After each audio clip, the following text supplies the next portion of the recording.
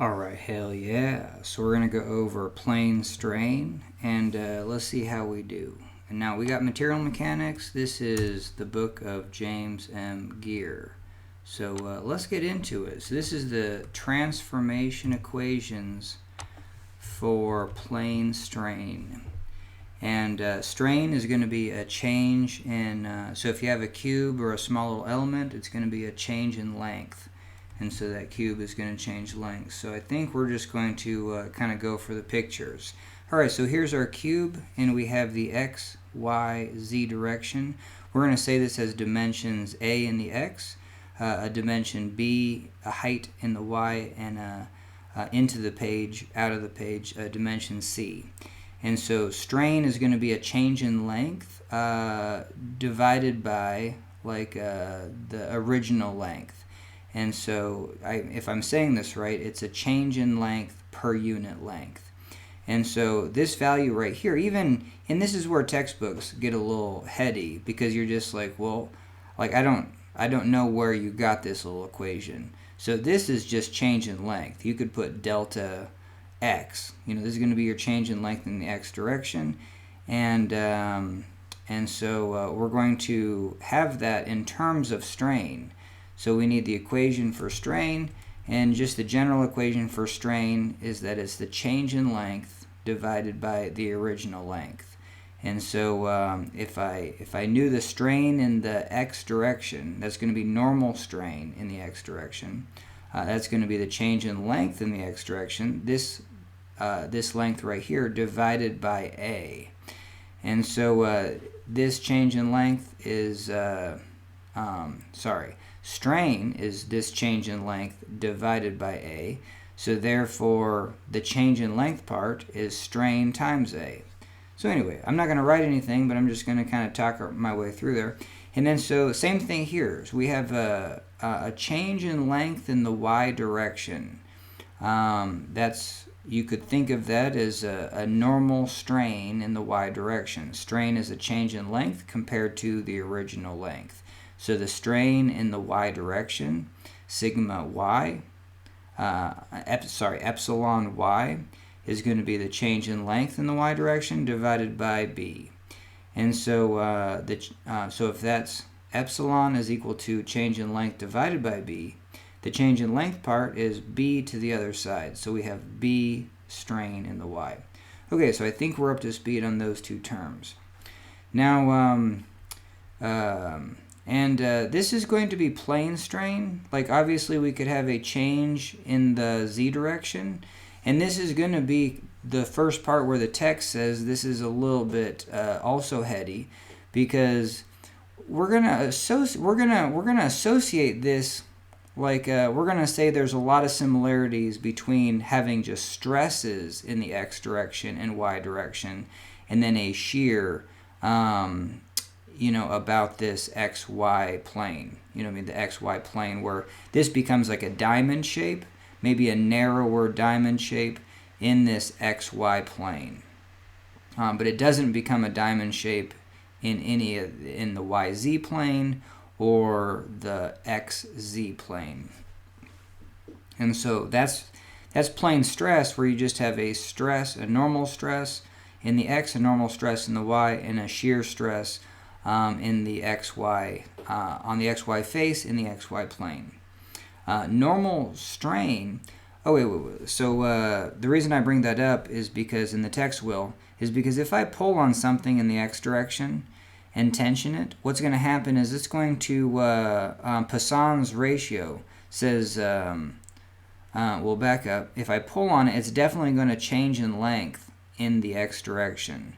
And but Poisson's ratio says that it's also going to decrease in length in the y direction and the z direction. So even just pulling on something, and we call that uniaxial stress, is going to cause a and that's a super simple plane stress. You know what I mean?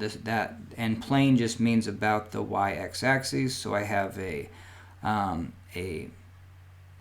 tension, a uniaxial tension in the x direction. It's parallel to the x. It's also parallel to the xy plane.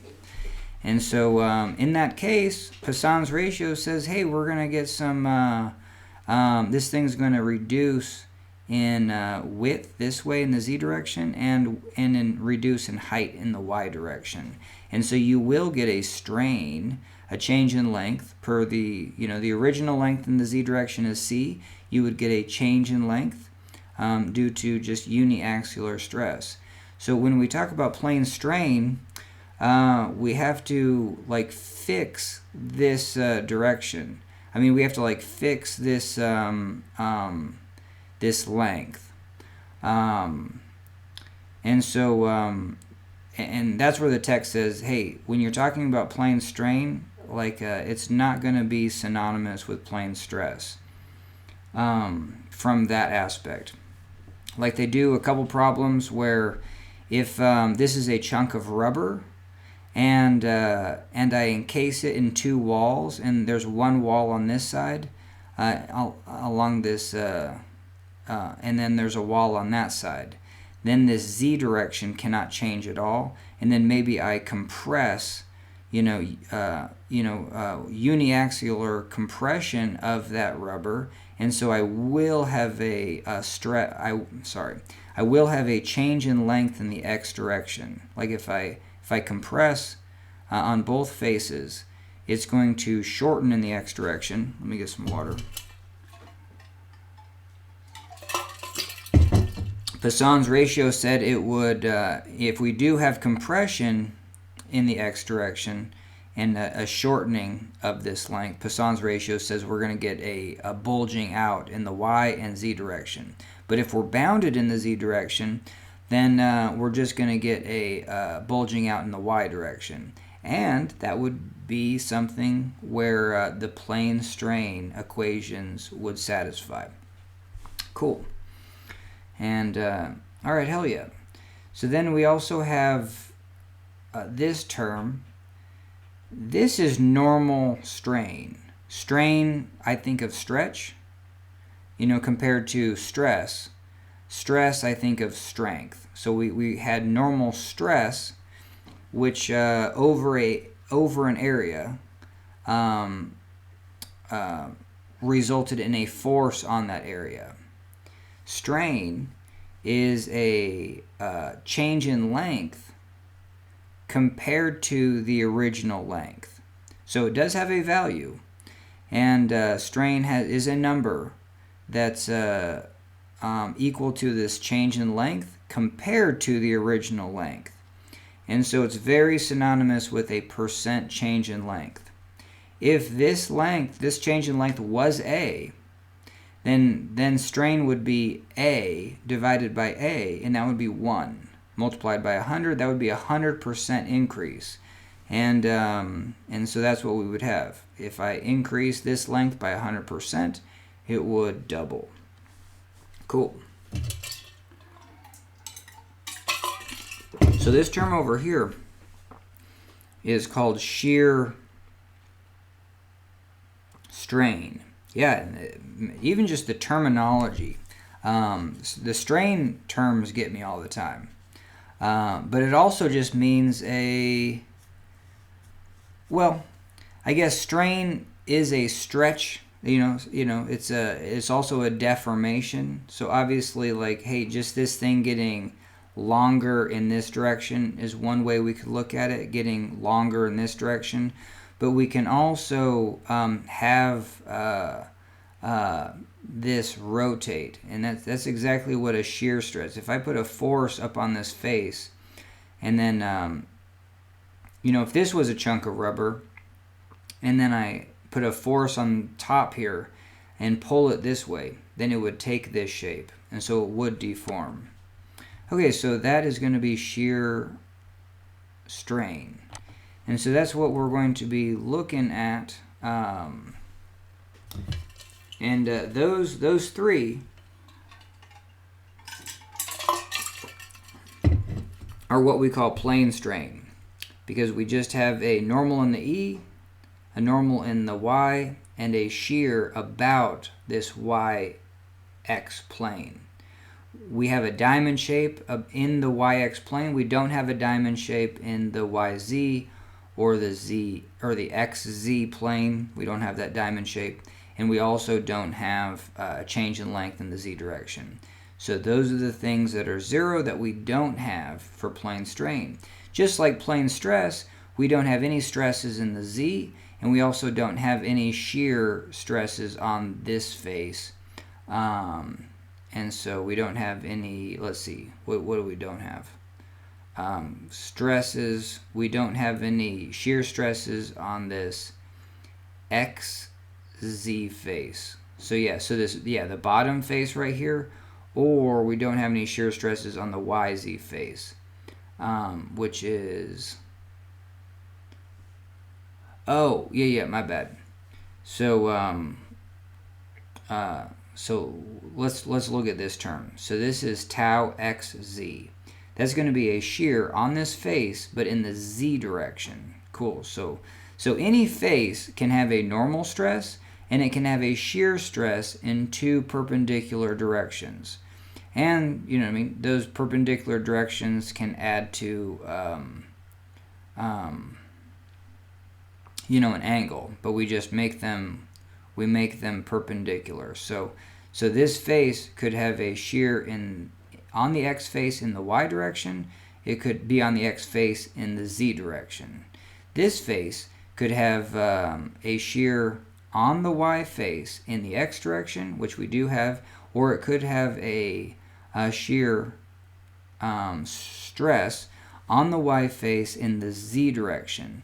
And so these perpendicular directions, this one in the Z direction we don't have, and this one on the X face in the Z direction we don't have. So X face right there in the Z direction we don't have, Y face in the Z direction we do not have, and we also don't have stresses in the Z direction.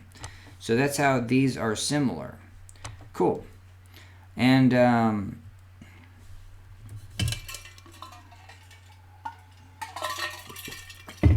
the whole part of this chapter is that, hey, we're going to be given the strains, and we're going to know these from a strain gauge, so we can actually buzz to this photo right here. So this is kind of interesting because there's 2 different ways in material mechanics to look at how something is going to fail. It's either going to have like the stresses, like the pressure in compression or tension or in shear. Those pressures are going to be a number, and those numbers could be bigger than the material can handle, and then you know you got an issue and you got to redesign. And the same thing with strains. If for steel, I can only lengthen it 0.2% or 0.002 compared to, that's the strain, like compared to original length, I can only 0.002 times the original length, that's how much I can change the length, and that's a very small number. If I have 1,000 millimeters of steel, like 1 meter of steel, I can only lengthen it 2 millimeters. And it seems like, well, how would we ever know the stress? You know, sorry I get these confused. How would we know the deformation? How would we know this little small stretch? And that's strain. How would we know this strain? Is because we can actually have a strain gauge. These are about 1/8 of an inch in length or whatever, and so these are very, very small. And these wires are also very, very small and with known diameter. You know what I mean? So the wire properties on these are known diameter, and we're going to adhese this onto a surface. And that's all we have to do. We just have to get it to adhere pretty legit. And what we're going to do is run current through here.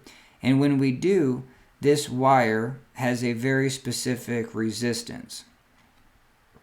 And because of its because of the diameter of the wire, or the cross-sectional area of the wire. Like, let's take this wire. If I do have a stress and the material lengthens in this direction, and this thing is stuck to that material, these are going to lengthen.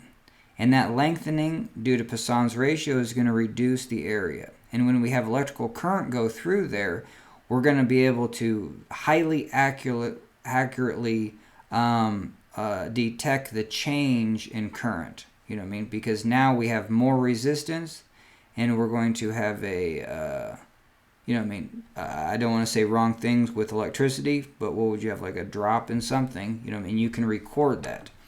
And so, hell yeah. So, and that's where the basis of all these problems take place, is that you're just like, well, we had one of those gauges, and we went to a bridge or something, and we put one of those on there, and we found that, where are we at? Yeah, so we found the plane strains. We found the strain in the X, the Y, and they are plane strains because we stuck that thing on the XY plane. You know, that gauge can't measure, you know, this way. So heck yeah. So you get the changes in the X, the changes in the Y, and then also like a diamond shape or a rotation when we put that strain gauge on. Booyah. All right, so now this book, actually, I do not like these photos. I actually like the Hibbler book. And so hopefully I can photocopy that, or maybe just purchase an online copy, because that would be useful. All right, booyah. But so what we have is, what we're trying to do is like, hey, this is our little element. You know what I mean? Like, let's say it's just part of a bigger beam or something, and we took a small element. Now, this is a differential element, is super tiny. Like, how tiny? I don't know. You know, use your imagination of how small it is, and booyah. So we have what we're trying to find is that we know that if this is our little chunk of area, it's going to lengthen in the X direction. It's going to lengthen in the Y direction, and it's also going to like rotate. And so we're going to call this positive. This is positive shear strain, where if this was a 90-degree angle, that now this angle is less. And so this is going to be a diamond shape happening in this first quadrant. And sometimes this picture gets drawn where you don't have like a rotation just like this over. What you would have, this would be half the angle, and then the other part of this reduction would be along this X face. And so you'd get a diamond shape inside this first quadrant. But they are just showing you that reduction in angle can just be shown just from this side alone. So I think I have that right. Now, it's positive. If this was negative angle, this would be out here.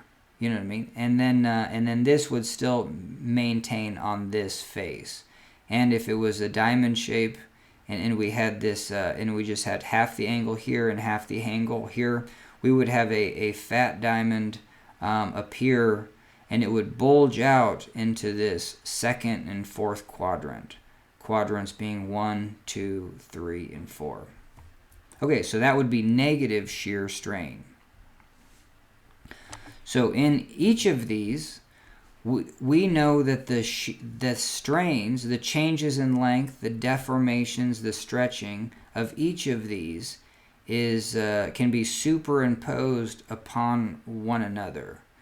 Like we can calculate, and we can know that there's a change in length in the X direction independently of a change in length in the Y, independently of a change in angle. But these three things, the text will say, happen simultaneously. But just from finding their values and working with them, it's good to know that you can superimpose each of them so you can solve for each of them independently.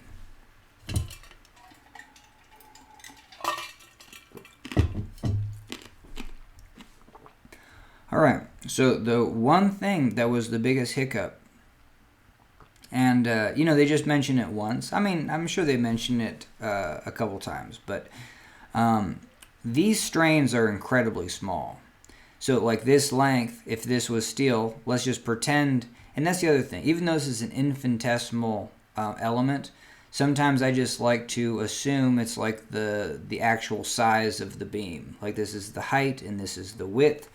And so that's also useful because then you can kind of get an idea of what's happening. But I mean, this is strain. This is going to be a change in length per this length. So this ratio is still always the same.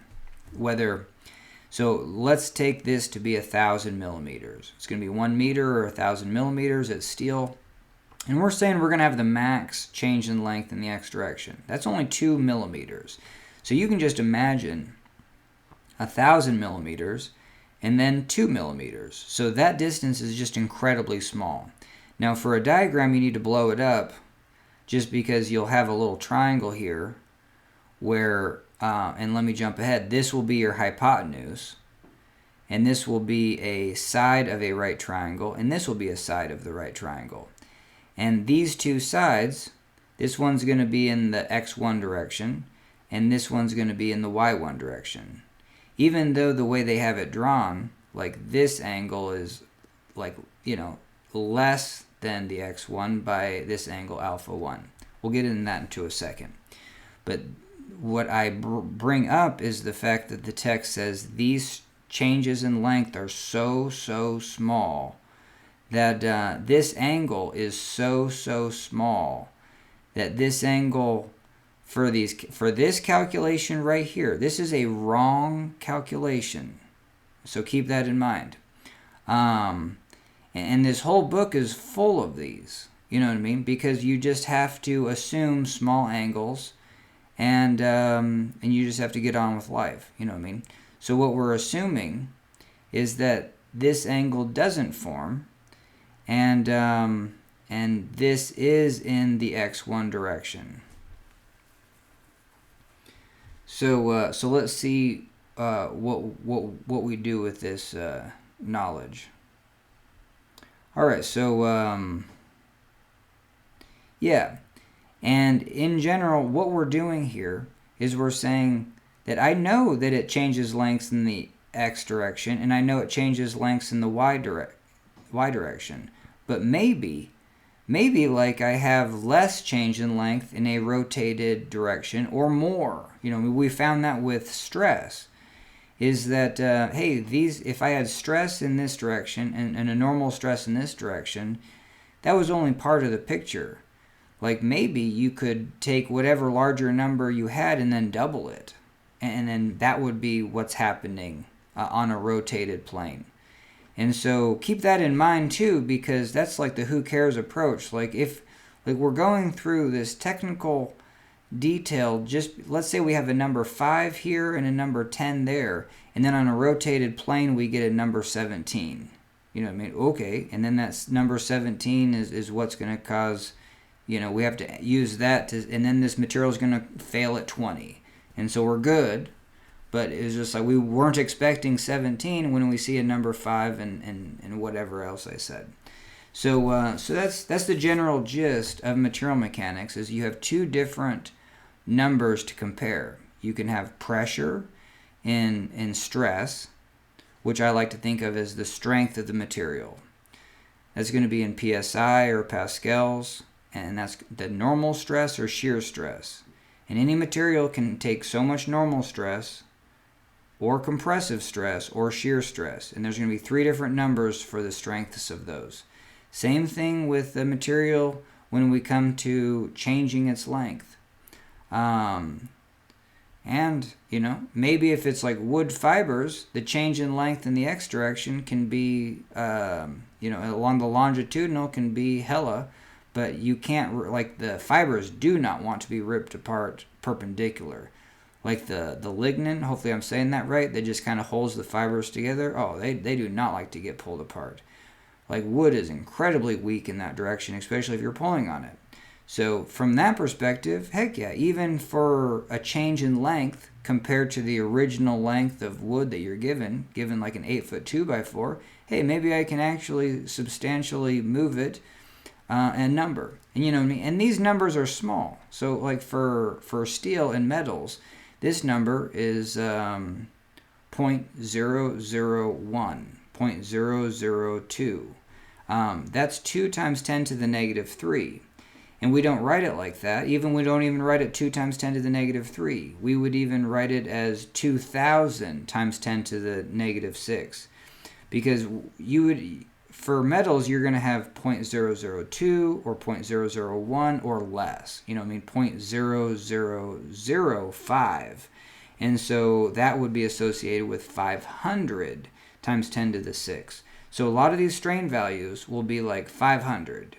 350, 125.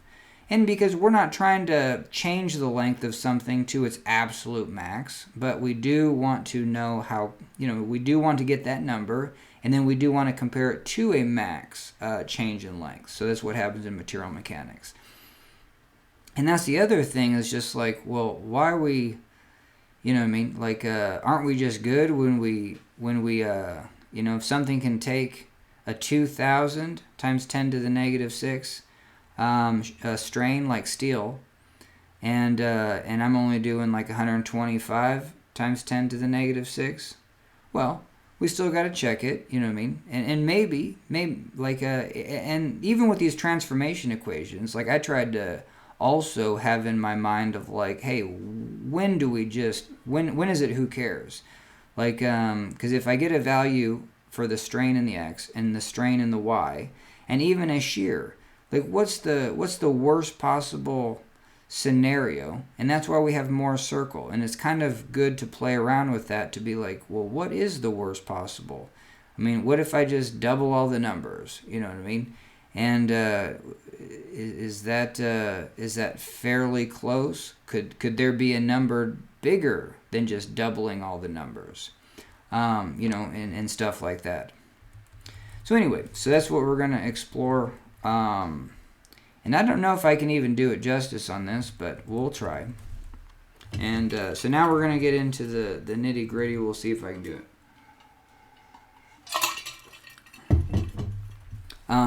So cool. So this is a rotated element. And so we still have the element as it was, in the XY plane. But now our axis is rotated. And so now here is the length along the X1 axis. So this is the length before the stresses are applied. So before and see, I'm mixing up stress and strain. So before the forces are applied on this, whatever we're analyzing, it hasn't strained. It hasn't changed in length. And so, but if we do rotate the element, this angle theta, this from this point to this point is our dimension in the x1 direction. Now, we know that it's going to strain or change in length in the x direction. So this happens. And so this point is now right here. Cool. And so, but for this picture, it looks like it changed this angle alpha. So I would say don't think of that. Because what we're going to show, and maybe you don't even have to. Oh, yeah, never mind. Yeah, this is fascinating, and maybe this is 100% right, and then so this is the first place that I've made an error. So let's double check this. Yes, this is the first place I think I've made an error. So this is I don't think there's any small angle going on. I could be wrong though. Sorry about that.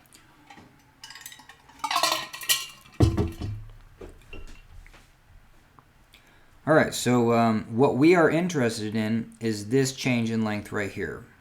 But what we know is this change in length. So we're given the strain in the x, and so what we're going to use is this is our hypotenuse.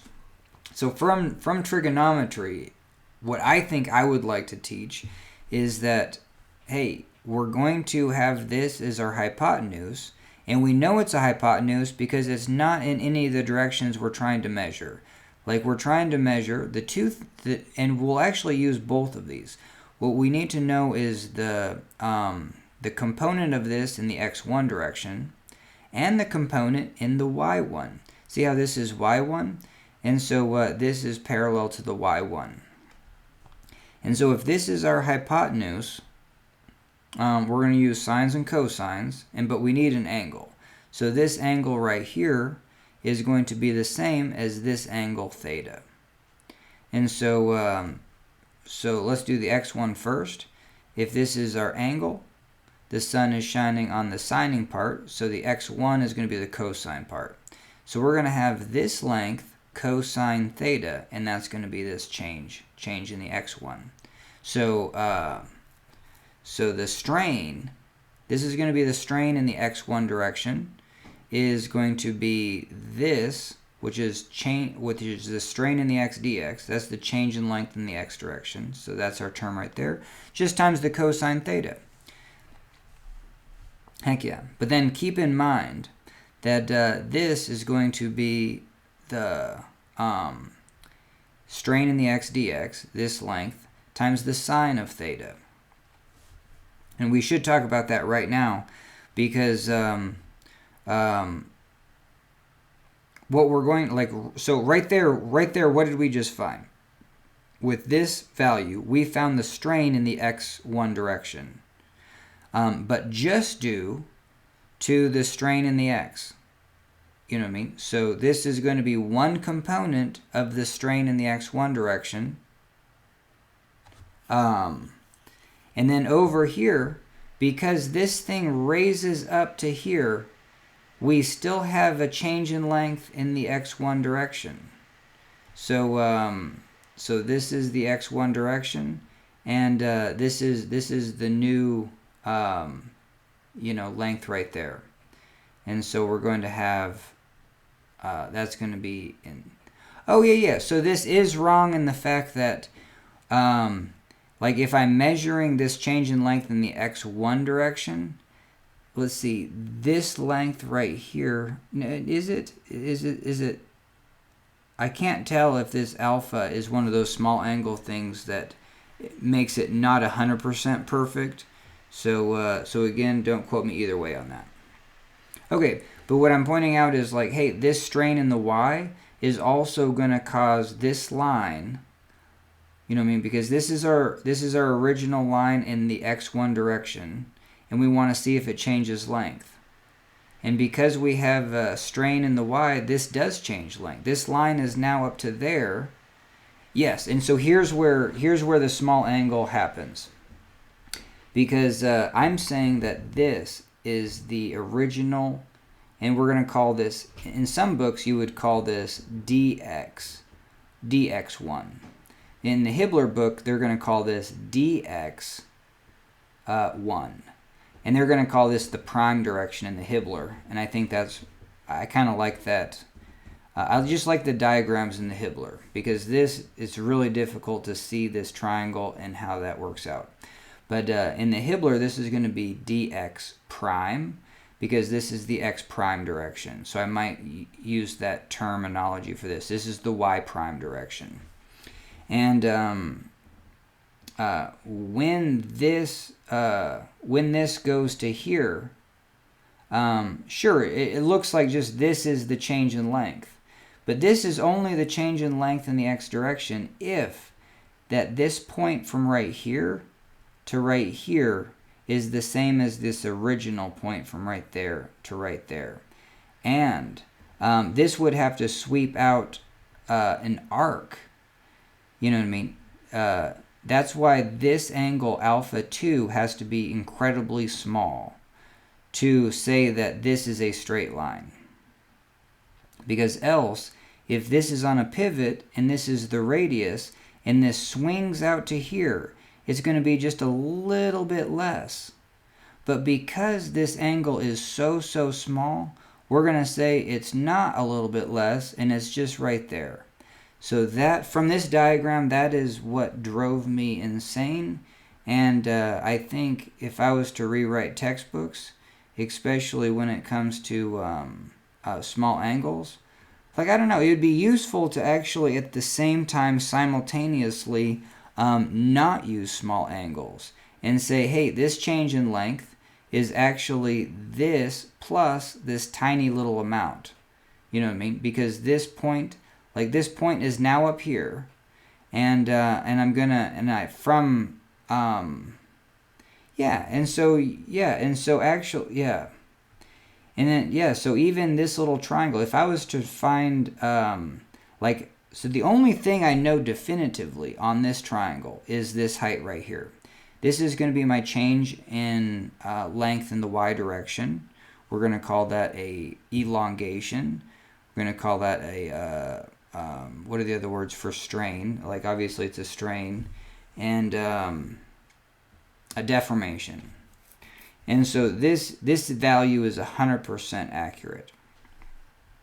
But now, but what are we trying to find? We're trying to, let's say, even if we're just trying to find the length of this portion of the triangle, and we're going to say, hey, that's going to be the change in length in the x1 direction, we would still need to use this angle, theta plus alpha 2, if we wanted 100% accurate. I'm saying that they're not doing that because this angle alpha 2 is so incredibly small, we're just neglecting it for this calculation. Okay, but in a moment, we're going to bring this alpha 2. We still want to know what this alpha 2 is because this is going to dictate how much shear strain we're going to have due to these deformations. Like, obviously, when we go this way, hey, this angle appears. And so this line is actually down here. And then when this lengthens to here, this line is actually shifted up there. And then when we shear this to here and here, this line right here is now this line. And then so we have an angle this way. And we have to quantify those. One goes this way, one goes that way, one goes this way. So these two make this line x1 go to here, the new x1 direction, and this x1 goes to here. So these two are additive, and this is a subtractive angle. And so we can look at that in a second. But cool, so this is the only length that we actually know definitively. And if I said this angle was theta plus alpha 2, I could find all the angles of this triangle, because I know this bigger right triangle is a right triangle, and one part of this right triangle would be theta plus alpha 2. And then so I know this part of the right triangle because it's just going to be 90 minus that. And then if this is also a right triangle, so I would know that this is 90 minus that, you know what I mean? And so so that's how you can easily go from, like, hey, if I know this angle, I mean, let's just call this theta for now, then let's say this is phi. This is part of a right triangle, so if this is phi, hey, this is theta. So booyah. And then one thing that I teach is to use a corner of a sheet of paper. So if I had a corner of a sheet of paper from here to here and here to here, this was the corner, and then I rotated it about 0.0. So I just took this corner and then made it totally flat with this axis. So I'm just going to take this corner and bring it down to there. This part of the corner of the paper would be vertical, and this part of the corner of the paper would be horizontal. As I roll this corner of paper up an angle theta, this angle theta also appears in equal proportions. So, you know, that's a good one to do with a sheet of paper. Just roll it up like 30 degrees, and guess what? This angle on that piece of paper is 30 degrees from the vertical. And so that's what we have, and that's the definition of perpendicular angles, where this angle is in a positive direction, and it would be positive 30, and this angle is in a negative direction. And it's going to be, it's actually going to be negative 60, but, you know what I mean? Because it's perpendicular angles are opposite. This one's going to be positive. This angle is going to be negative. And they're reciprocal. If this is 30, this one becomes 60. But you can say that from the horizontal, this angle is theta, and then from the vertical, this angle is theta. Cool. So, and you can do that with a corner of a sheet of paper. That's a good one to do.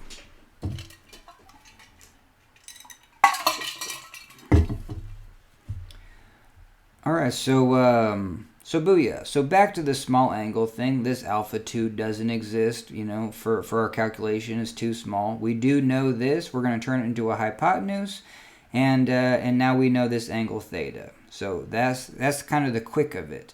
I know that this is the change in length in the y direction. We're using the strain equation. You know, even this kind of is like maybe too much for some people, because you're just like strain times this initial length. This is strain times initial length, where strain, by definition, is change in length divided by initial length. So if I'm multiplying strain by initial length, that must be change in length. You know what I mean? So that is the classic. I have 3 parts of an equation. I have strain is equal to change in length divided by initial length. I can rearrange that equation in 3 different ways. So it is useful. Any equation that has 3 things is to make sure you write that equation 3 different times. So when you see something like this, you're not shocked that this is the change in length in the y direction. All right, booyah. So we have this length, and we know this is theta. So we have our hypotenuse. Here's theta, and then here's the legs of the hypotenuse is the right triangle. So booyah. In the x direction, x1 direction, this is going to be the sine component, sine theta. So we have strain in the y, dy sine theta. Hell yeah. Booyah. So there you go. So we found 2 values that are going to, and then here's the bizarre one. Like, did this increase the length in the x1 direction? Did this decrease the length in the x1 direction? So let's find out. If I move this way, it looks like this increased the length in the x1 direction.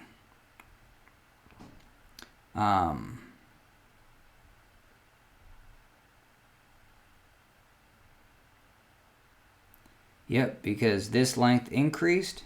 Now over here, it looks like this length increased in the x1 direction. Cool. Like, yeah, I don't know why that was so hard, but it's good to double check. All right, now we have shear strain.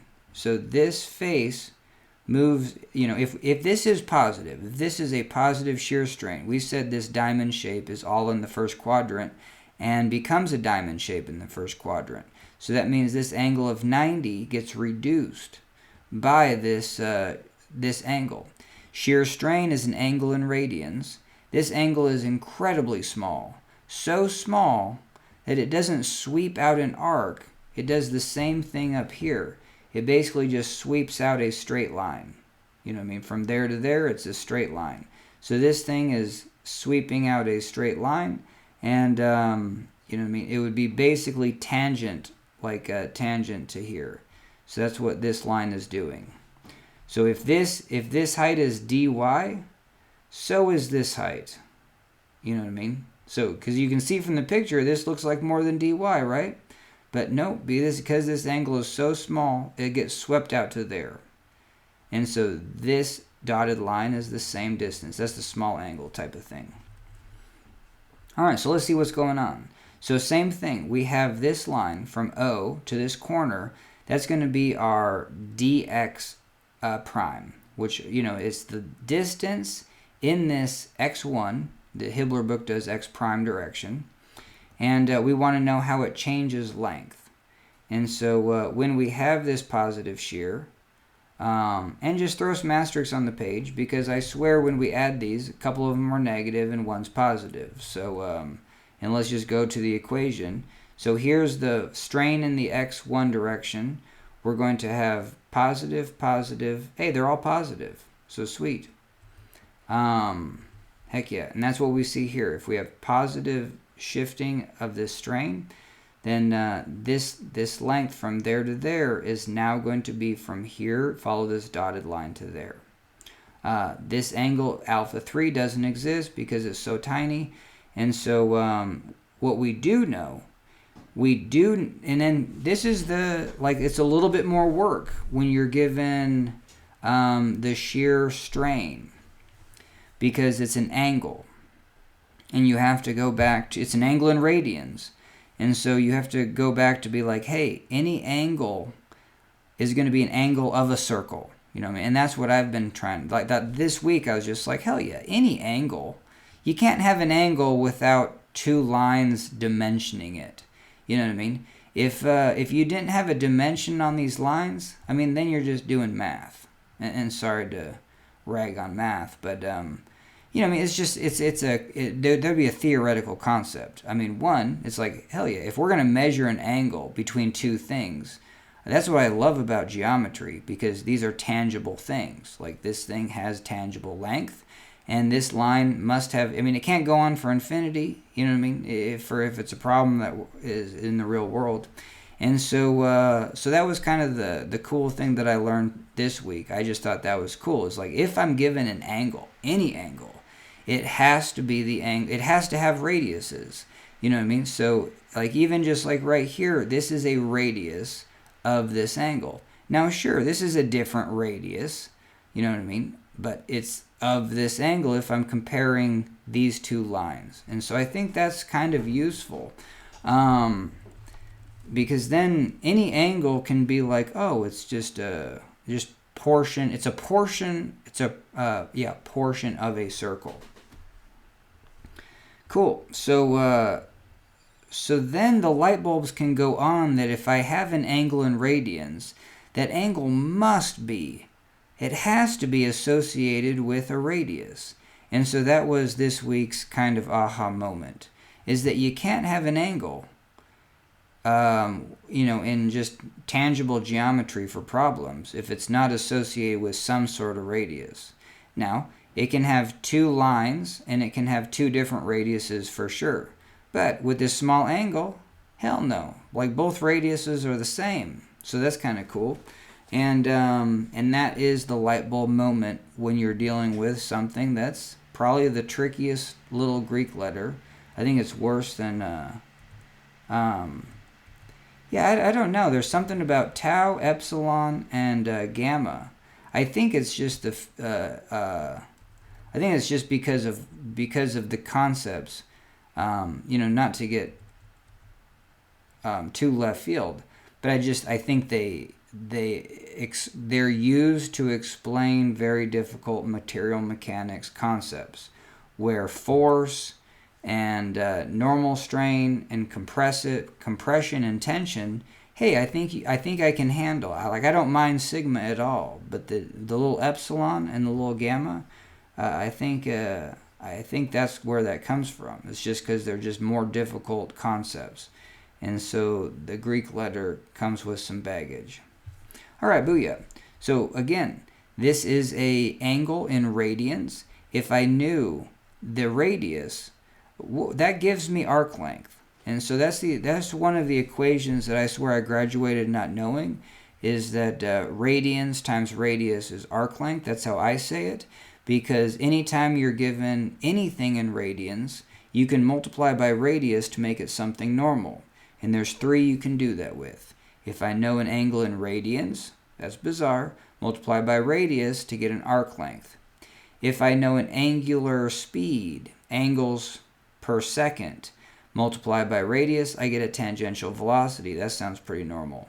If I know an angular speed, a change in angular speed, so the angular speed is radians per second and is changing per second.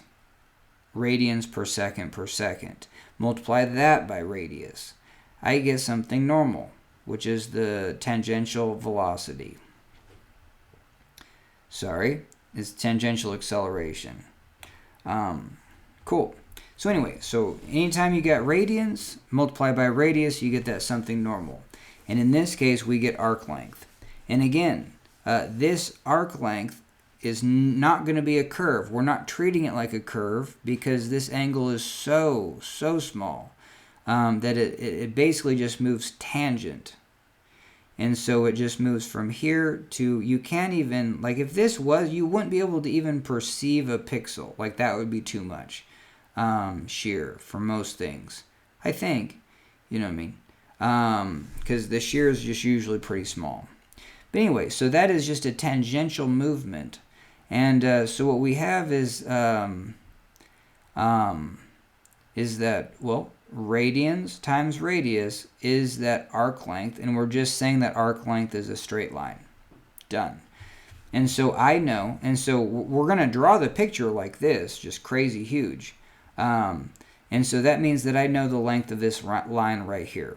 It's radians times radius. So this height is dy, and that's the radius. The radians is gamma, which xy. That's going to be the shear strain in the xy plane.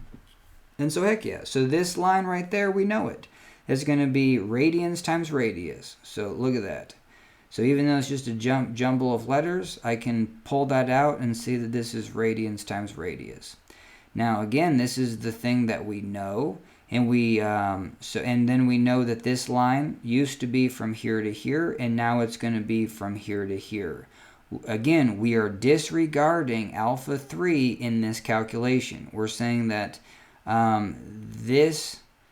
this change in distance this way is so small. Like back to here, like hey, this change goes from here to just like 1 pixel on the screen and less, like significantly less.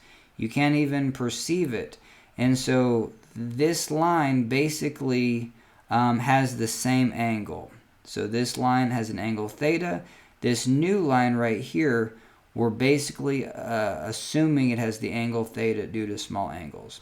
So here is our radians times radius. This is our hypotenuse. It has a component in the x1 direction and the y1. And you can see that this has to lengthen in the x1 direction. All right, booyah. So now we know our change in length of this length. So this length, they're calling ds in this book. Hibbler, I kind of like their way of calling it because they say this is dx prime. This is the x prime direction. This is the y prime direction. And so we want to know the change in length in that x prime direction. And we have a change in length due to this, a change in length due to that, and a change in length due to that. So that's the take home, is that this plus this plus this. And so these, like even this, like I'm not slow rolling this for your benefit. This is the second time I've gone through this. And so I think, like one of the strategies that I use is go through a proof, and hopefully you can nail most everything. And then anytime you're given a problem, you know, based on these equations, don't just use the equation that we're trying to get at the end. Like go back and calculate each of these. You know, if a problem says, hey, we have a strain in the x, draw this picture and be like, okay, this is our element, and we want it rotated up maybe 30 degrees. So I'm going to draw this. I'm going to draw this line, and I'm going to say, hey, I want to know the rotated strain. I want to know the strain in the x1 direction.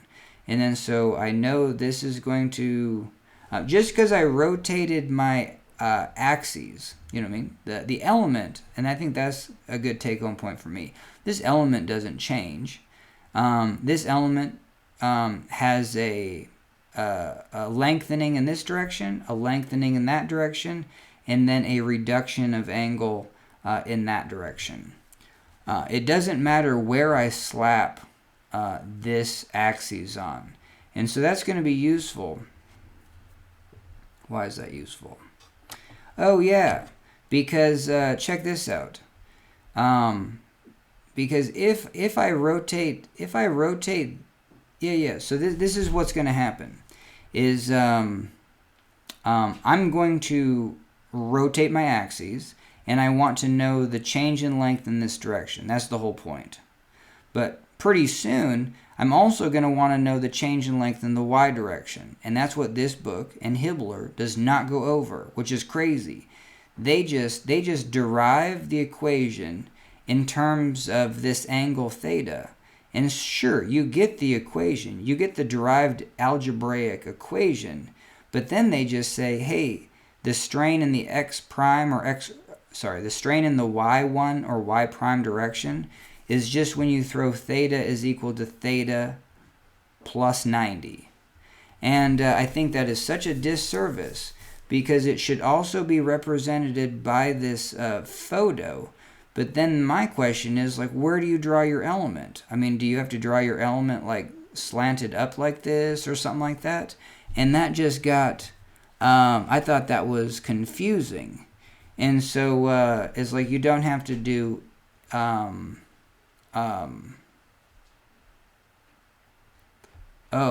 yeah. Actually, I did this last night, and, no, I did. I did move my element up. Yeah, that was interesting. So we'll see if I go over that. I don't know if I can just go over it with a couple swipes of the cursor.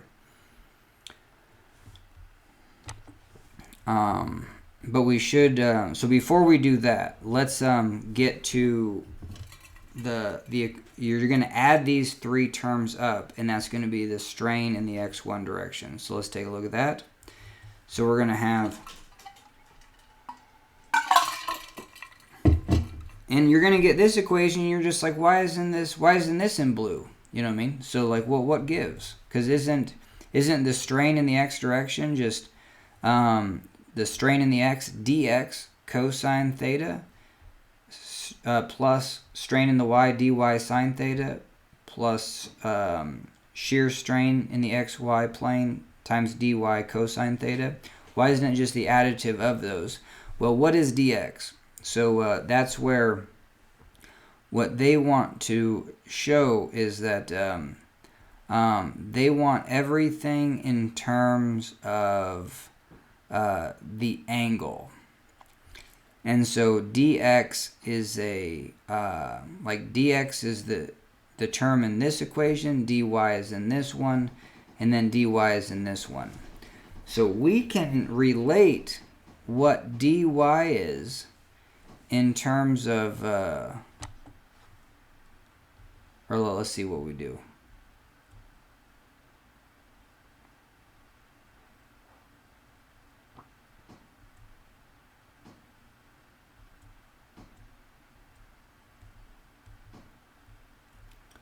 Oh, my bad. I'm glad I caught this. Holy Toledo. Because this is why that strain equation is kind of difficult even for me, because sometimes I'm just like, hey, strain is just change in length. It's not. That's like saying stress is force. So I get used to making sure I know that stress is just very proportional to force. So if I see stress, I know that's force, but it's not equal to. And so, so if we have this term strain, strain is not change in length. Strain is change in length divided by original length. So if I'm trying to find the strain in the x1 direction, the equation for that is the change in length in the x1 direction, that's these, divided by the original length in the x1 direction. So the original length is ds, and for this book, or it would be dx prime for Hibbler. And so so I'm going to add these three up, and then I'm going to have to divide by this original distance, ds, or dx prime. And what I'm going to find is that in each of these, I'm going to have a ratio of dx divided by this. And so that's the definition of cosine of this angle. Cosine of this angle is saying that this divided by the hypotenuse is the cosine of this angle. What's this one? This vertical divided by the hypotenuse is the sine of this angle. So when I get this, and this one is also vertical divided by hypotenuse is the sine of this angle. So because these are change in lengths, and strain is this change in length divided by this length. And this also shows that strains are additive. If I have a change in length per unit length, due to tension, and then a change in length per unit length due to like an increase in temperature, like those also are can be superimposed. Those are additive elements. So even just right here, I can find the strain due to this little thing by saying, hey, this is the change in length, and I'm going to divide it by this original length. And then I'm going to say dx divided by ds, dx, this adjacent divided by the hypotenuse, is the cosine of this angle. So the strain of this component is going to be this term times cosine. We're going to pick up another cosine theta times cosine theta. So this becomes normal strain in the x times cosine squared theta. And so that's what we have here. Strain in the x, cosine squared theta. This term, this dy divided by ds, so we have the opposite divided by the hypotenuse, and so the strain due to this change in length is going to be this change in length divided by the original length ds. dy divided by ds is sine theta. And so we just showed that opposite divided by hypotenuse is equal to sine theta. So this, the strain in the x1 direction due to this, and this is also where even if I rotate my element, like the original change in length in the y is still this value. But if we do have this change in length in the y, we are going to get this change in length in the x1 direction, and that's going to be associated with a strain in that direction, which is a change in length divided by this original length.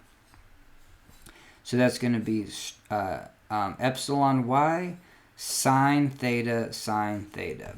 Cool. So we're going to have a sine theta squared. So we got our blue equation. All right, last one. And so this is going to be the change in length. Strain is this change in length divided by original length. dy divided by ds is going to be opposite divided by hypotenuse. That has to equal sine theta. So we're going to have a sine theta right here and times cosine theta. And again, this is change in length, but if we did a separate equation that said strain is going to be this value divided by ds. So we're going to have dy divided by ds, and that's going to be a sine theta. So this is going to be gamma sine theta cosine theta. So we have gamma, which is shear strain in the xy plane, times sine theta cosine theta. Hell yeah. And now we have our strain in the x1 direction. And the bummer is that they're just going to say the strain in the y1 direction is just throw in a theta plus 90. We can do that though, you know what I mean? I would do an xy coordinate and be like, hey, if I do have a cosine in like cosine of 10 degrees. So cool, that's going to be like this length. But what's cosine of 10 plus 90? Well, that's just going to be a short length and it's going to be negative. That short length is the same as this sine. So cosine of 100 is going to be the same thing as sine of 10, but minus that. So and even here it doesn't even show. It just says go do it, which is kind of a bummer. Oh, we got off. Yeah, I don't even think it even says that if you have cosine of theta plus 90, you get a negative sign. So we draw our imaginary coordinate system. If we have sine of 10 degrees, that's going to be this little length. But then if I have if I add 90, and I have sine of 100 degrees, then sine is going to be this vertical length. That vertical length is the same as this cosine. This cosine was going to be positive. This vertical length's positive. So sine of 100 is the same thing as cosine of 10. So if I have sine of theta, and I want to go sine of theta plus 90, it just becomes a cosine. So cosine theta plus 90 goes to negative sine, and this negative sign would be squared, so there's going to be no change in the negative. This one's going to be just cosine theta squared, and then this would be a negative sine times cosine theta. So we would have a negative here. So positive, positive, but a negative. So if we want to know the strain in the y1 direction, it's just going to be positive, positive, negative. And I think I'll have to break out some paper to redo this element, because what did I do? Oh, this is what I did. It's kind of like, this is what you could do, is that this is just like a small little angle. Like, so this is still the initial changes in length were in the x direction and the y direction. So let's just focus on those right now. If this angle is like 10 degrees or 30 or 45 or even 60, this still is the x direction. You know what I mean? Can you buy that? This is still the y direction. But if this angle becomes 90 plus 30, you know what I mean? That would be like 120. If this angle becomes 120, and then I still just draw my picture like this, you know what I mean? If I just say this angle right here is 120, well, what happens? Well, this is no longer the x direction. This is the y direction. You know what I mean? So if I have this as my element, and I'm saying this angle is 120, and I'm saying this is y1,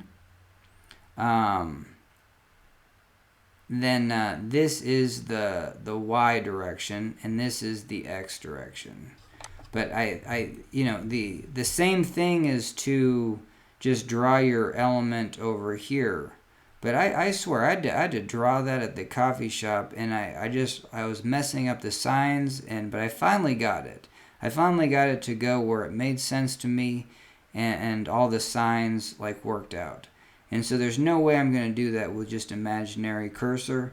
So we'll do that on paper. But what we just showed is you just throw in theta plus 90. But I don't think that does justice, because how the hell do you rotate this element up to a y1? Where do you put the element? You know what I mean? So the y1 is the diagonal. So you put the element like here and here. So yeah, I think we got this. Hell yeah. So look at that. So here's the diagonal, and you put the element right here and here. So there you go. This is the y1 direction. The change in the x direction is still this way. So like, neglect everything I just said of saying this was 120. I think that was bad news bears. But yes, you'll just have to redraw your element up here. And if you do that, then here is your y1 distance, and you want to know how that changes. I think... And so hopefully, don't quote me on this, but this is still the x direction. This is the y direction. And you're interested in to see if this increases in this direction. You know what I mean? So don't worry about like even over here, when we had this change in length in the x, all I was interested in is if this actually causes an increase in x1. So if I had this element over here, and I reduced the x direction, so if I had a positive, and that's a bummer. I don't know how you would. I mean, do you just do this, and then you just take the x direction to be that way? Yeah, I don't know. So I have to do that on paper, and we'll do that later. But hey, we did pretty good so far. We got the strain in the x1 direction, and we even did the transformation so we could find the strain in the y1. I don't know why they don't throw a blue. They better have a blue equation for the strain in the y, hopefully. No, they don't. You know what I mean? They just say, hey, this is the strain. Because at the end of the day, what we have is the strain for any rotation of the element. So if you want to rotate the element 30, cool. And then if you want to rotate the element 30 plus 90, you can get the strains in that direction. So the strains in the y1 direction, if this says strain y1, like you don't even say it as y1. You just say it's this. You just say if I rotate this much, like 120, this just becomes my x1 direction, and then I just find the strains in the x1. And cool. If we're saying it's y1, we can call it y1. But you can rotate this angle. There's no limit on rotating this angle from 0 to 360 degrees. And no matter where you rotate it, that axis is going to be your x1, and then plus 90 is going to be your y1. But even to find that new y1 axis, you're still just going to take your angle and then add 90, and you're still going to call that your sigma, your epsilon x1, your normal strain in the x1 direction, even though you're saying it's this y1. So hopefully that was halfway tolerable. All right, hell yeah. Okay, so then the other aspect of this is we want to know what so that gave us the strain in the x1 direction, and we can know that this can also give us the strain in the y1. And the wild thing about this also is that we also have the simple equation that because it's related to plane strain, let's see where they actually show this, is that this, like, hey, we just spent all day trying to figure out this equation, and we're given these two things, but we have the same relationship that's very similar to plane stress, is that the rotated stresses on opposing 90 degrees, you know what I mean, x1, y1, are going to be equal to the initial stresses of 90 degrees opposed. So the initial x plus the initial y is equal to the sum of the x1, y1. So that's another way to get sigma y1. Cool, so then the last thing I'm going to do for this video is we're going to figure out, we want to know this equation right here. And this is brutal because this is the shear strain due to a rotated element. And so let's see how we would do that. So, and just like I struck out, like I almost struck out because I thought this was strain. No, this was the change in length. If I was trying to find the strain in this direction, that's going to be this change in length divided by original length. So keep that in mind when I'm going to talk about shear strain right now. Because we are interested in this angle change. So you can see that I don't know. Let's say this triangle was a chunk of material, and now I'm reducing its angle, by alpha 1. Hey, that's going to probably be associated with positive. Do not quote me on that, because but I mean just from that aspect. Hey, this angle was kind of big, and now it's smaller.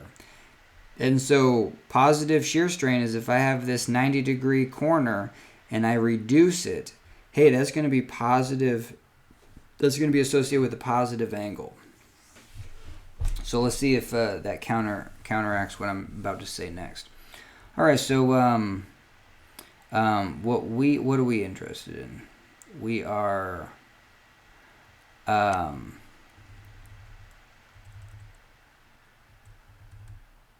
Yeah, the Hibbler book actually does better on this. Yeah, it actually defines what alpha is from, and maybe it does in this book. It just seems a little bit. But yeah. So what is it?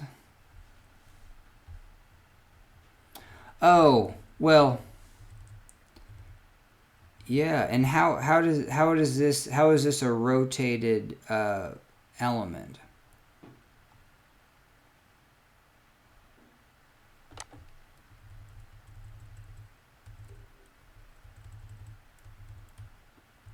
I don't know if I can answer that.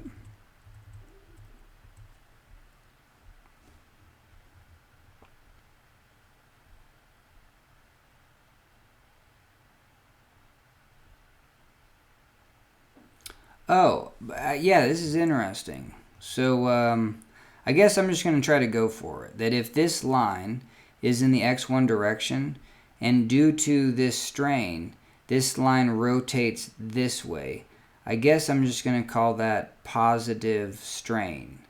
And so, what is that? What is this angle? Well, I know this distance ds, and guess what?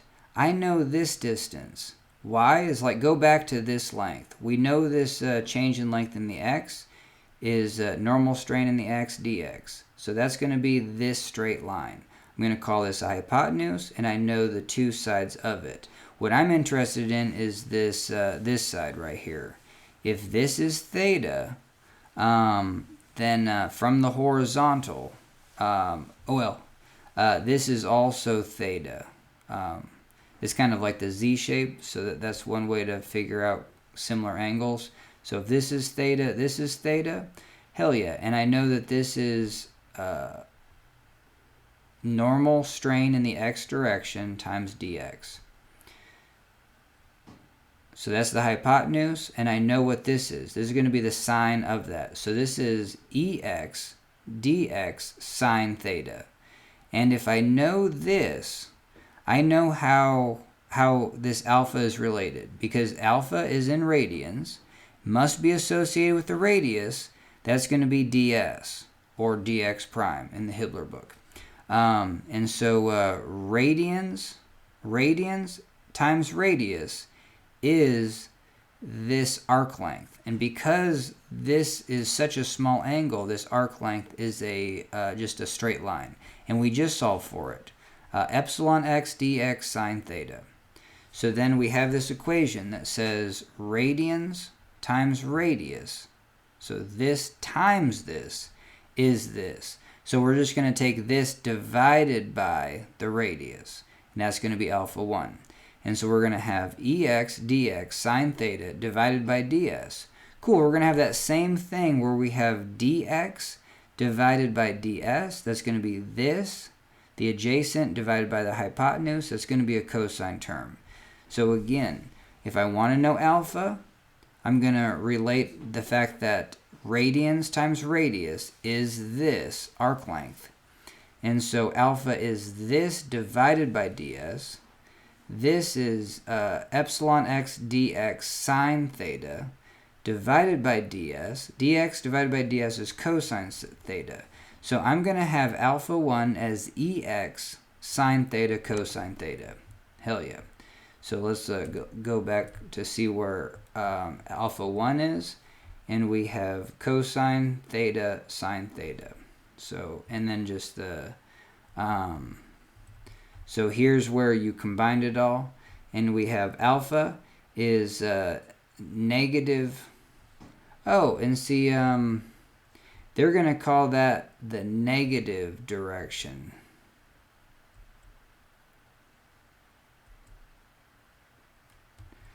The resultant counterclockwise rotation of the diagonal equal to the angle shown.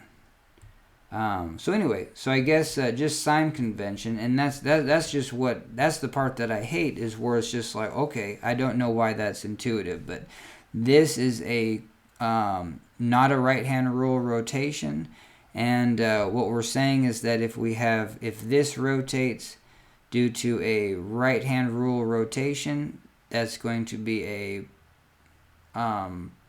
positive. This is going to be a negative. I don't see it, but whatever. You know what I mean? That's the only part that I don't see is the sign change. That's probably the most important part because it sets up the geometry. But this line will rotate here, and we're going to call that the negative direction. So this is going to be the positive direction, and then this is also the negative direction.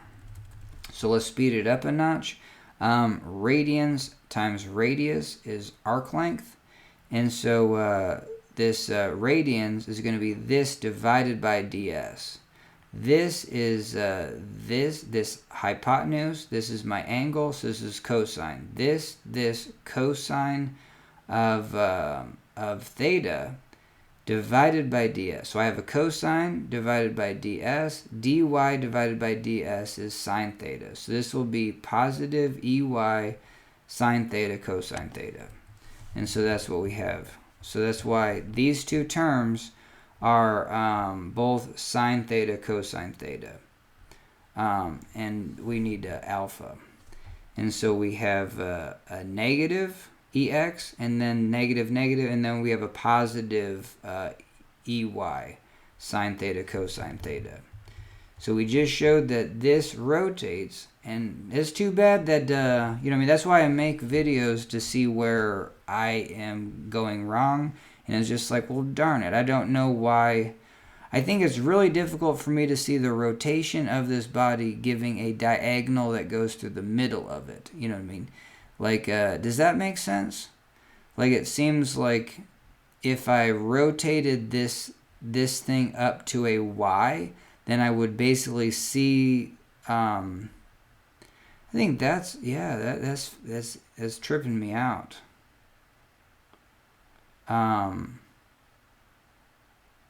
Yeah, like why isn't this positive? Why isn't this associated with positive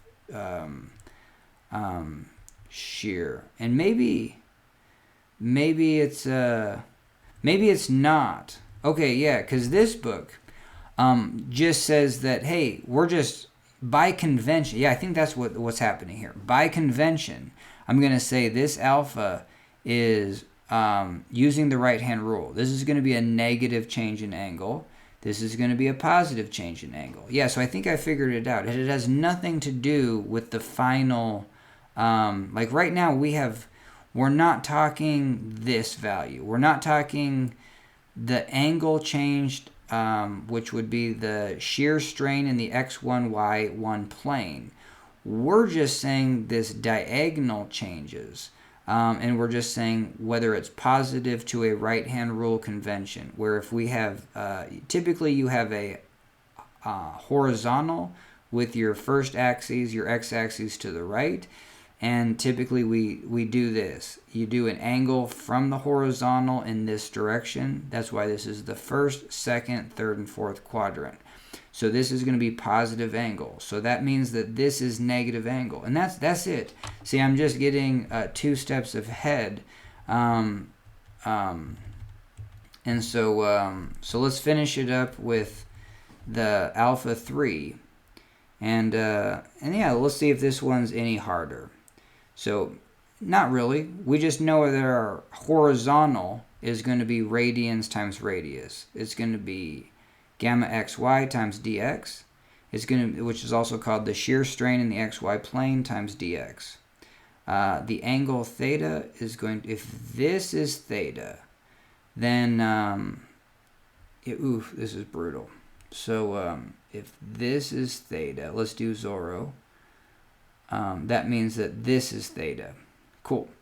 So that means what I'm interested in, I want to know this. And so that's going to be sine. So we have shear strain in the xy plane dx sine theta. That's this. And then we got to go back to our radians times radius equation. Radians times radius is equal to arc length. So just the radians by itself is going to be what we just said here, this sine theta divided by ds. dy divided by ds is another sine theta. So this will be and then we're going to call this a negative convention on the angle. So we have negative gamma xy sine theta squared. So let's go down to what our alpha would be. And so we have a negative shear strain in the xy plane sine theta squared. But again, this is just a convention of the angle change. Now, the more difficult one is beta. I mean, what they're going to do is say, cool, we found alpha in the xy plane. The x1 direction, and how that angle changes. And so if we want to know the change in angle in the y1, we're just going to go 90 plus theta. And so let's do our imaginary axis. If I wanted to know sine theta plus 90. So if I do 10 degrees, this is going to be the vertical sine part. It's just that short. So what's sine of 10 plus 90? Oh, so now my sine part's pretty large. So sine of 10 plus 90 is the same thing as cosine of 10. So sine plus 90 becomes cosine 10. How about cosine theta? Cosine of 10 is this larger value.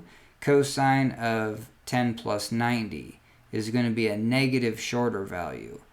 That value is going to be the same as sine of 10 degrees, but we have a negative change. So cosine theta plus 90 goes to negative sine. And, I'd have to do that 100 times, like talk my way through that before I ever just felt intuitive on that.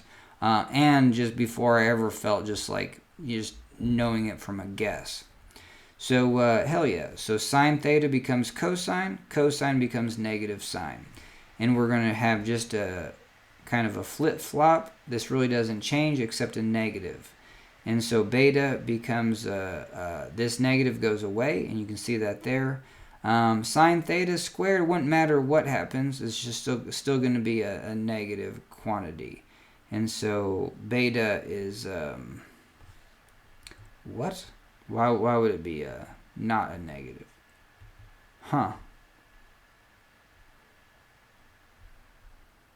Sine squared theta. Wouldn't it be the square of it, so the negative wouldn't be affected? What's going on there?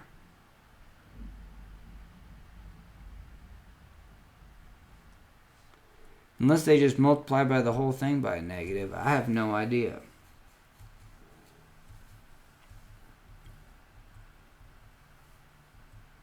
Oh, I don't like that at all.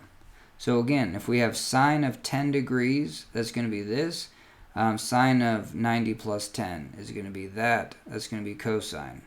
So yeah, and sine should just go to cosine. It really shouldn't change.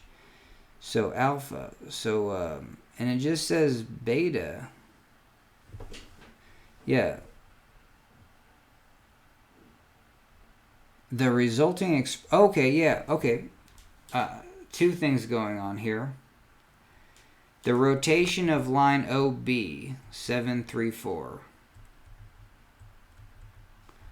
Yeah, so this rotation, OB, is going to be negative anyway. And so is that what they're getting at?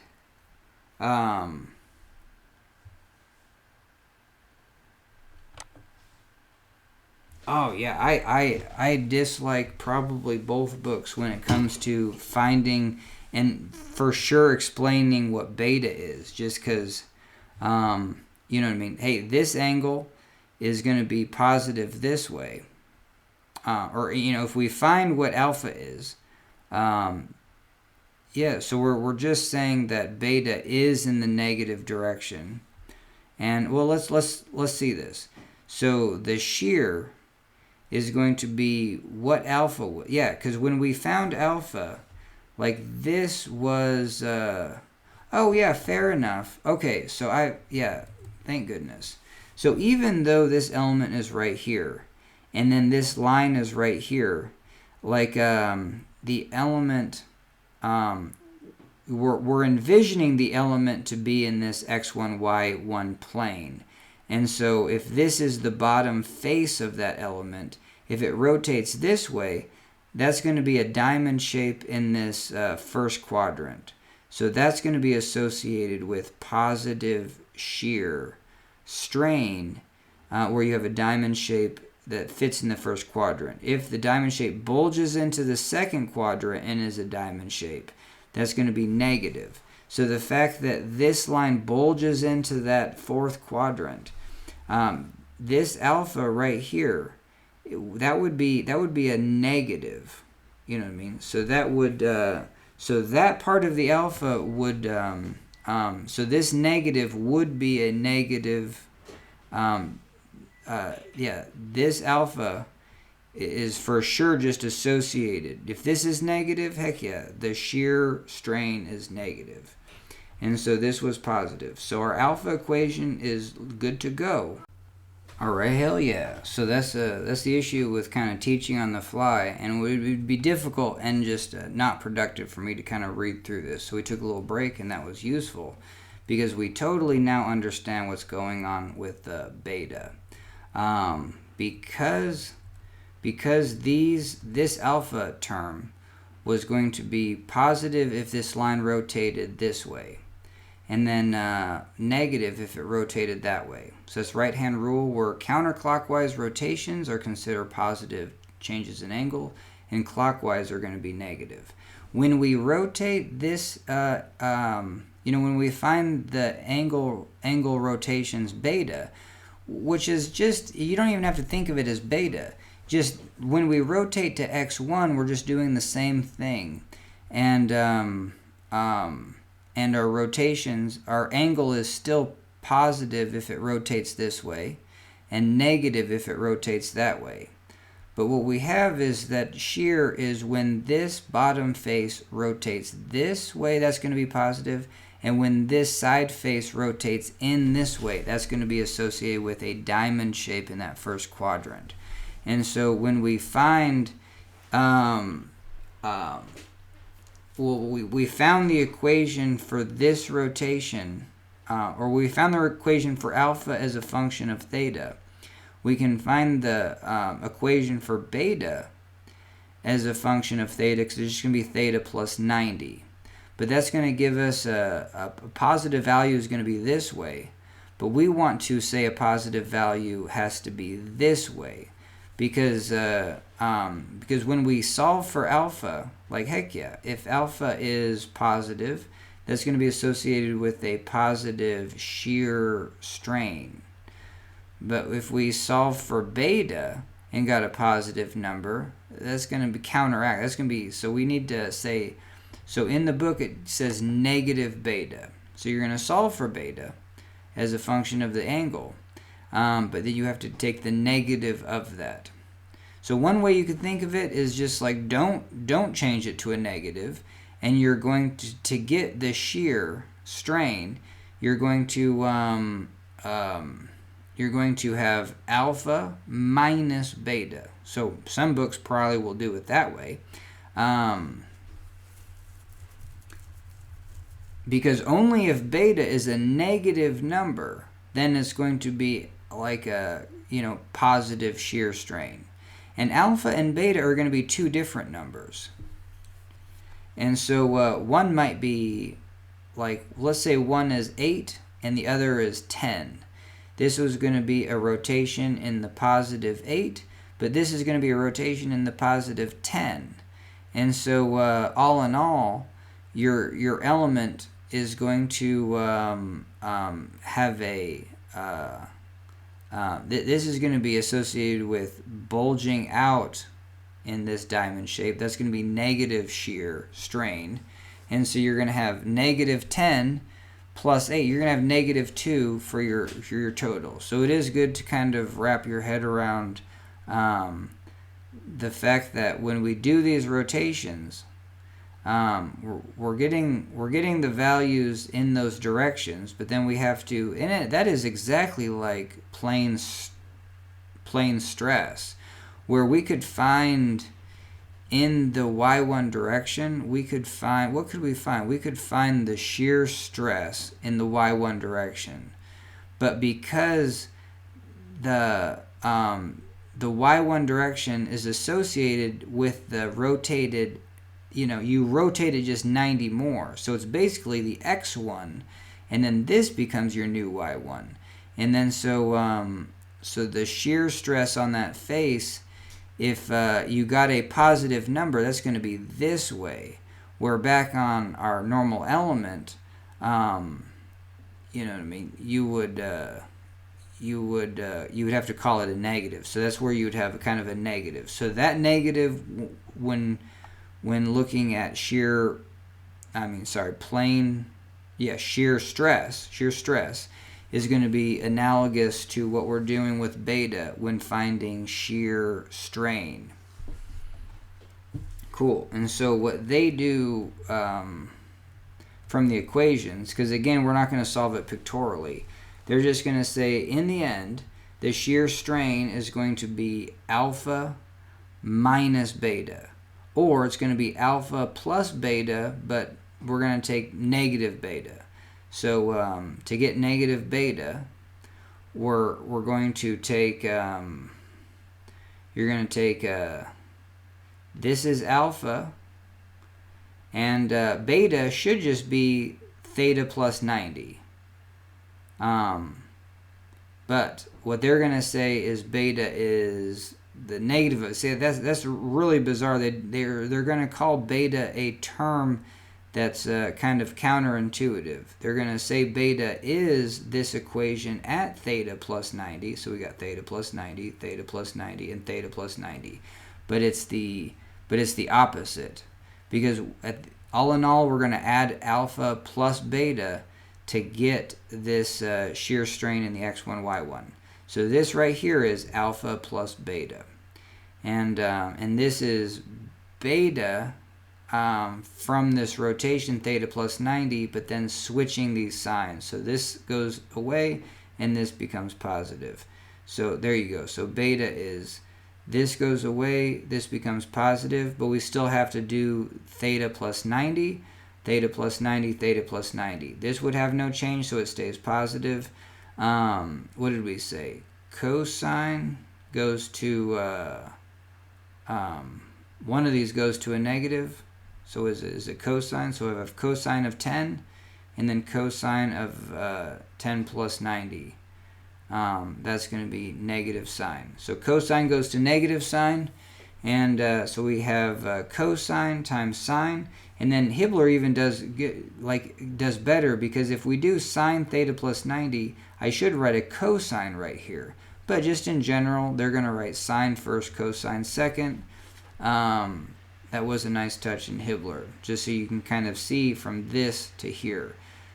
This cosine theta plus 90 is associated with this and this negative sign. This sine theta plus 90 is associated with this cosine. Sine comes cosine, and square, and there was no sign change anyway on that one. So booyah. So this is beta, and now we're going to add alpha plus beta. So we have a sine theta, cosine theta, and so we're going to have a negative 2 on that. And then we're going to add this plus that, and this is sine theta, this is cosine theta. So we're going to have cosine theta minus sine theta. So this is where I'm about done, because you're going to use trigonomic identities, and I can't go over them with imaginary cursor.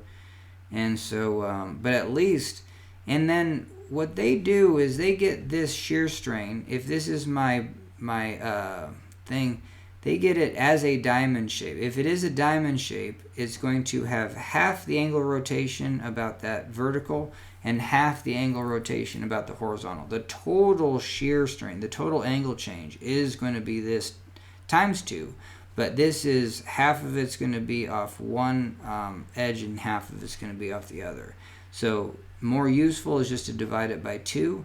And divide it by 2, because then I think it just becomes more similar to the transformation equations of plane shear. You know what I mean? So, but booyah, we're going to put in these trigonomic identities, and then this equation is just going to look, and then how about this one too? We're probably going to throw in some trigonomic identities for this one. Why? Is because hey, this is going to be the strain at any rotated point. So it might be a maximum or a minimum. And so that spells differentiation. So maybe you would want to differentiate with respect to theta, and that would give you the max and minimum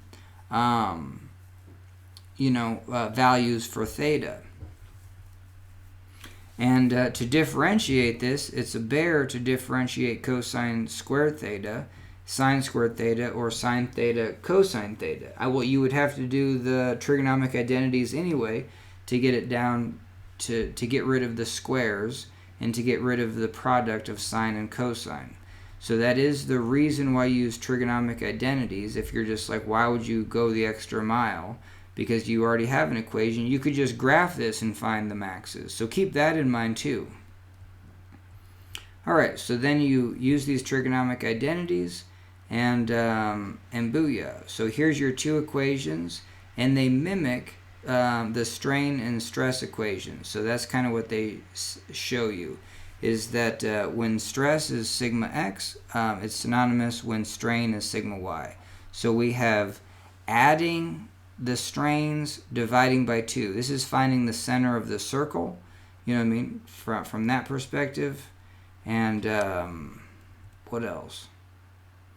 But hell yeah, you know what I mean. And then just more circle applies. I need to work more with that. But and then when you plot this, hey, more circle is gonna be, you're gonna have your strain in the x1 direction, and then in the negative axes, you're gonna have this as a positive value. Alright, and then from that you got more circles, so you can just find everything else. You know what I mean? And then you have your radius and stuff like that. So, but then I'm done, because I think the hardest part of this was just even to get to that, was using the geometry. I think the hardest part is looking at the geometry and seeing why you have a change in angle. And so back to this little shape. If I have, this is my rotated axes, and I'd have this normal stress in the x causes a change in length in the x. This point right here rotates right here, and I have to think of this as a rotated element. Even though I still have the element down here, this is the bottom edge of a rotated element. And so that's important from that perspective. So if this bottom edge rotated into the first quadrant, that would be associated with positive shear strain. But it rotated, this alpha 1 rotated in the negative direction. So this is going to be a negative influencer. Like when, and all that says is that when EX is positive, the shear strain in the x1, y1 is going to be a negative component. When this shear strain is negative, hey, then this is going to go that direction. And same for this. If we have negative y strain, then this becomes a negative, this is widening, and that diamond shape is going to be spilling out into the second and fourth quadrants. And then the same for this. If we have a negative strain, if it strains this way, then this will rotate this way, and that's going to be associated with a positive x1, y1 shear strain. Alright, so that was a pretty good way to end it. And heck yeah, just looking at the geometry, really important. And so this is probably one of the hardest chapters, and this is probably one of the hardest sections in this chapter, is strains. So we have plane strain, and just kind of going over the geometry of what that looks like. So thanks for joining me, and guess what? That's a video.